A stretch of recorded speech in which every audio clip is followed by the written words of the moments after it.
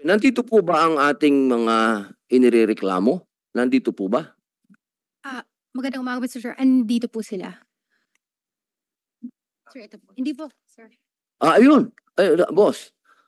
Alam nyo, gusto ko po kayong ipaalam sa taong bayan na masaya po kami na dumating po kayo. Bakit di kayo sumipot last hearing? Meron po kaming prepared statement. Pwede po ba namin basahin? Meron po kaming prepared na statement regarding that. Pwede po namin basahin, Your Honor. Sige. I forgot to give you a chance to give your Thank you, Your Honor. Go ahead. Thank you. To the Honorable Chairman of the Senate Committee on Public Information and Mass Media, Honorable Senator Robin Padilla, to all the senators present today, especially Senator Jinggoy Ejercito Estrada, President Pro Tempore. To all the resource persons and friends from the press, magandang tanghali po sa inyong lahat. Bago po ang lahat, ay nais po naming humingi ng paumanhin sa hindi namin pagdalo sa nakaraang pagdinig. Inaamin po namin na natakot po kami na masubject sa media circus at premature trial. Gayun din po, natakot din po kami na baka malabag po namin ang confidentiality ng investigasyon na isinasagawa ng NBI nang nagsimula na ang mga panahong yon at nagpapatuloy pa rin sa ngayon.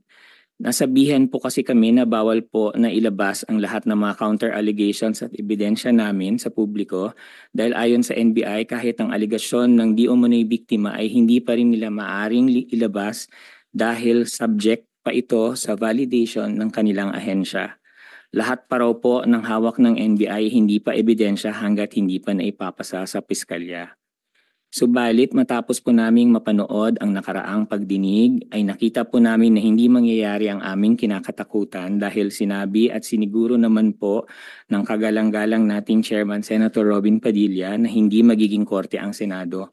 Kaya humihingi rin po kami ng patawad sa kagalang-galang natin na Senador Jinggoy Estrada kung naunahan po kami ng takot, kaba at pangamba. Opo. Kami po ang independent contractors ng GMA Network na tinutukoy sa mga online post na kumalat noong mga nakaraang araw. Subalit, hindi po kami gumawa ng kahit anong sexual harassment or abuse laban kay Sandro Mulak. Sa pagkakataong ito, sa harap ng iyong lahat, mariing tinatanggi po namin ang lahat ng mapanirang akusasyon na ito laban sa amin. Kami po ay hindi executives ng GMA Network tulad ng mga lumalabas. Daliwas sa sinasabi sa online, wala po kaming kapangyarihan or impluensya sa network, lalong-lalo na sa mga artista nito. Sinabi naman po ng GMA na hindi kami regular employee ng network. Alam po namin na konting pagkakamali lamang na nagawa namin sa production ay maaaring ma-terminate ang aming kontrata at mawalan kami ng trabaho. Subalit, tumagal kami sa telebisyon ng more or less 30 years. At bago ang pangyayaring ito, ay malawak ang naging kontribusyon namin sa industriya sa telebisyon sa pamamagitan na naiambag namin mga award-winning at top-rating television shows and teleseries.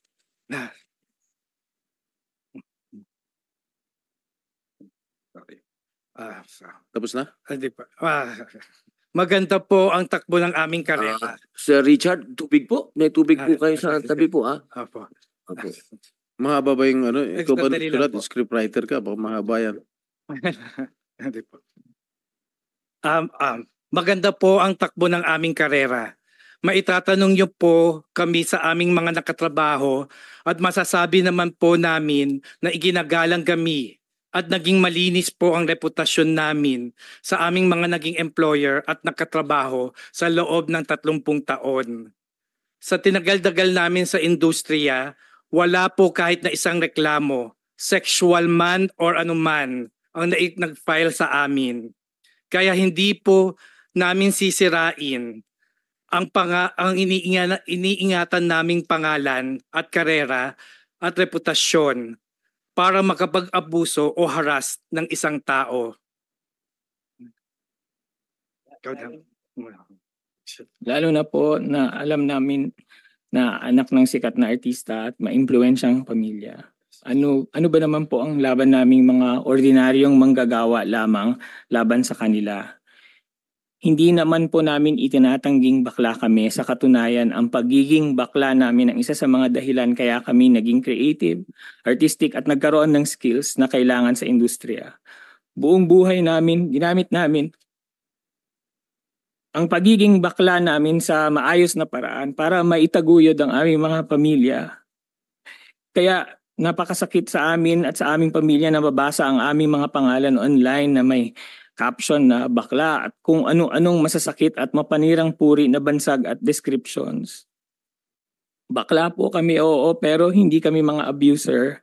Bakla kami, oo, pero hindi kami gumagawa ng masama sa kapwa. Bakla kami, oo, at may takot po kami sa Diyos. Sa huli kami rin po ay humihiling ng hustisya, mabigyan sana ng hustisya ang malisyosong pagbibintang sa amin. Kaya po naming mapatunayan sa piskalya o korte na wala kaming kasalanan. Hintayin lang po sana natin ang proseso, ang due process. Habang hinihintay po yan, humihiling po kami sa sambayanan na wag niyo po muna kaming husgahan. Iba ko na parang mga convicted na criminals. Kay Sandro, wala kaming ginawang masama sa iyo at alam mo yan sa puso mo. Hindi pa huli ang lahat magsabi ng totoo sa lahat ng mga sumusuporta sa amin. Lalo na ang mga nakatrabaho namin sa industriya na dahil kilala kami ay hindi naniniwala na magagawa namin ito. At sa lahat ng mga netizens na nagsasabi na ikaso muna at huwag kami i-publicity trial, maraming salamat po. Napakalaking bagay sa amin sa panahong ito ang ganyang mga mensahe. Maraming salamat din po sa komite, sa inyo, Senators Padilla at Senators Estrada. Sa pagbibigay sa amin ng pagkakataon na magsalita at maraming salamat po at magandang tanghali po sa inyo. Thank you, Maraming salamat po. Direk Jojo. Okay, basta dito sa Senado, pantay-pantay lang ang tingin namin. Okay, we are gender sensitive here. Okay. Thank you po, Your Honor. Pag membro ng LGBT, okay lang yan. Choice yan. Basta kami pantay-pantay lang tingin namin sa inyo lahat. Alright? Salamat po, Your Honor. Okay, sa opening statements ninyo, you deny all allegations that has been brought against you. Yes po, Your Honor. Both of you. Would you know kung ba't nagkaroon ng ganitong kabigat na reklamo sa inyo? Bakit nagre-reklamo Sandro na yung tatay ni Sandro, bakit nagre-reklamo ng gano'n? Hindi po talaga namin alam, Your Honor. At kanina sabi ni Mr. Mulak na nag-meet kayo sa bahay ni Attorney Annette Gozon, ang Vice President ng GMA7, na nag-apologize kayo. What did you apologize for? Your Honor, ang sabi po namin kay Nino, we're very, very sorry, pero wala po kaming ginawang masama sa anak niya. You're very sorry for what? What did you apologize? We did not apologize po. Ang context po is sorry pero wala po kaming ginawang masama sa anak niyo. No, why? Kung wala kayong ginawa, sandali clear. lang. Kung wala kayong ginawang masama, ba't ka magsasorry? Ang context po kasi yung parang sorry pero wala po kaming ginawang masama sa anak niyo. Hindi, medyo nagugulan ako, medyo may pagka-weirdo. Yun po yung buong sentence namin. Sorry, Robin, ganito lang, sorry, Robin. Ba't ako magsusorry sa'yo? Anong ginawa ko, di ba? Kasi buong sentence po siya, hindi lang po siya sorry. So, sorry po, pero wala po kaming ginawang masama sa anak niyo. Hindi nyo, pwede bang, kung meron kayo idadagdag doon sa sinabi, why did he apologize? For what? No. Senator Jinggoy, ito po sinasabi ko ay talagang umiiyak sila nung nag-sorry sila. They were crying, both of them. And they even offered to donate a certain amount to a charitable institution of my choice. Para lang masettle yung Is it true? Ang sagot ko po sa kanila, Ako, tao lang ako. Diyos nga marunong magpatawad. Kaya ko kayong patawarin. Pero kailangan pagbayaran niyo yung ginawa niyo. Is it true that you were offering something sa charitable institution? Is it true? No po, Your Honor, kasi that would be very insulting po. Huh? No po, Your Honor. Oh, they are denying it, Mr. Mulak. Senator Jinggoy, Ms. Annette Gozon was present during the incident. Okay. I had an investigation of my own. I will ask both of you. Okay. The gala was held at Marriott Hotel. Correct. Yes, Your Honor. Both of you, Jojo Nones and Richard Dode,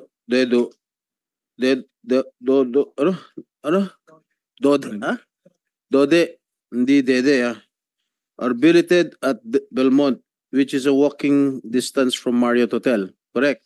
Yes po, Your Honor. Jojo texted Sandro if he can come over to the room. I did not text that po, Your Honor. In fact, Did you have the copy of the text messages? Kasi dinilit mo lahat nasa may telepono ko. Dinilit mo lahat yung mga messages You have a copy of the text messages?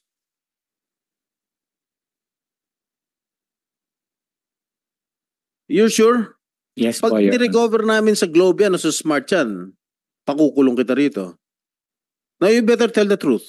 Yeah, I'm telling the truth po, Your Honor. You did not. Hindi po sa akin nanggaling. Kay Sandro po mismo nanggaling. Remember, you're under oath. Yes, Your Honor. Huh? Yes, Your Honor. Meron ba? If I you am can, under oath, if Your you can Honor. show me proof that Direct Jojo texted Sandro.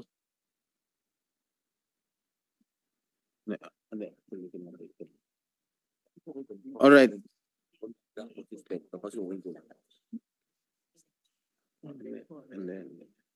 Your Honor, Yes. siya po yung mismo nagsabi na andyan pa ba kayo, sir? Wait lang. Yeah. We'll go to that. Yes, Your Honor. Okay. Allegedly, you texted Sandro if you can come over to the room with you. Deny. Yeah, maganda Yes, si Your Atty. Honor. Kapunan. Magaling na abogada yan. Huh? Yeah, but apparently, Sandro asked if who was with you. Nag-text back si Sandro. At ang reply mo, just me. Okay? Sandro never replied. Okay? Wait lang. Sandro never replied. Ako, base sa investigasyon ko lang to. Kaya syempre, natakot. Sinabi, just me. Di ba? After a while, you texted again and told Sandro, the context of your text was joke. At sinabi mo, you were in the company of some of the creatives. Yes or no?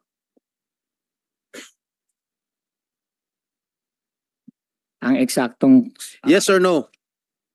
ang eksaktong text ko po, Your Honor, I'm with Drama Peeps but we're wrapping up na. Yes. But you texted him joke, correct? Well, yes, Your Honor. Kasi nung una, nung Just Me po, kasi natutulog na po sa tabi ko si Dode. And then, Then just me, Sandro did not reply. And then when Yes you po. replied joke, I was with some of the creatives. Mismo yung mga tao sa creatives. yes po, but creative I department. also said po, Correct? yes po, Your Honor. But I also said po, Your Honor, we're wrapping up na kasi I didn't want him to think po that Okay. anything about Okay. the Just Me text. After which, Sandro obliged to the invitation of Jojo. At doon nag-text si Sandro na pwede ba dumaan dyan? Sino-sino pa kayo nandyan? Yun yung lumalabas sa social media na hindi naman kinover kung ano yung prior conversation. Correct? Your Mm. Your Honor, wala pong invitation, wala pong direct invitation from me, from myself. Siya po yung nagsabi na pwede pa ba akong dyan, Kaya sir? nga. Kasi prior to that, inibitahan mo nga eh. Huwag ka na mag-deny, inibitahan mo na nga to come over your room. Hindi po, Your Tapos Honor. sinabi mo, tinanong nga ni Sandro, sino nandyan. At sinabi mo, me only, ako lang. Tapos biglang sinabi, hindi na nag-reply, sinabi mo, joke. I am with some creatives.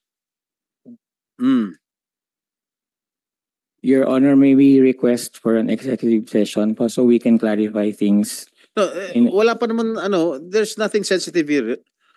As we go along, siguro. But these are Hindi pa naman sensitive yung matter.